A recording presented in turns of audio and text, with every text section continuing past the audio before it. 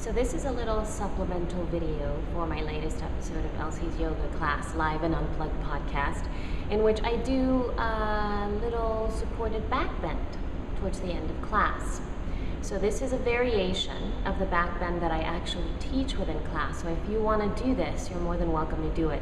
This isn't necessarily the optimal pose for, let's say, the sweetest, softest way to relax in a pose, because it involves doing Virasana with your legs, which is hero pose, and a lot of people find that to be a little bit challenging to do, and so it may not be very easy to be in this pose. And I'm also asking you to recline back into blocks, not into a bolster, but into blocks. So that also gives it a little bit more of a oomph to this restorative pose anyway.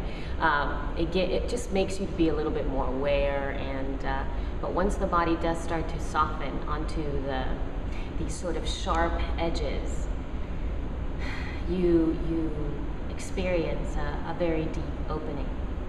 And it goes along with the theme of the class, which is about adhering to what you value, allowing it to soak down into your heart, and hold it, because it's that one-pointedness, that willingness to stay and hold it, that does start to ultimately transform you. So let's get going. All right, so here are your handy-dandy blocks, 2 blocks. And you can do this with a bolster, or you can do this with a blanket, or a few blankets stacked on top of each other, or you can do it without the blocks or blankets or anything. So choose whatever works for you. We're going to take one of these blocks and put it at its highest. The other one is going to go just like that. So this one is going to go right towards the back of your neck, right over here, right at the occipital ridge, right where the head, the skull starts to come out. And this other block is going to go right underneath the bottom tips of your shoulder blades.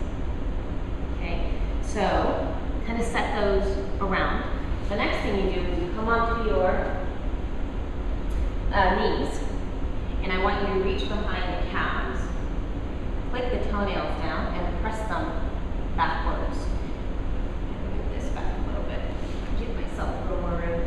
So you're going to press them down to squash the calves and draw the musculature downward towards your ankles. So not pulling them out to the side, but towards the ankles.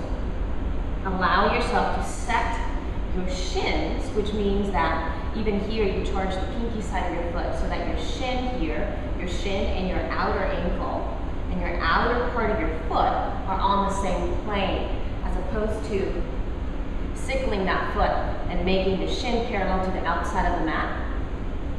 Fan the toes out, put the toenails down, let your sit pose settle.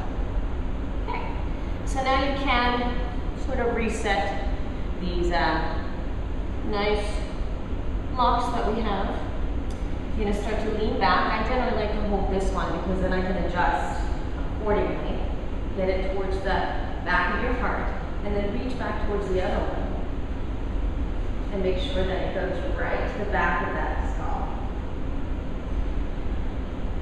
Shoulders move back. Sit bones down to the earth. Palms of the hands up. So what I want you to notice is that my forehead is, the seat of the forehead is moving downward. The chin is slightly lower. The whole gaze should be more towards your heart, as opposed to something like this, which is not very good.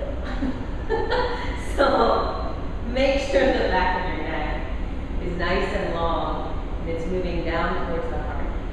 Nice and curling up through the heart. You get an opportunity to soften this pose.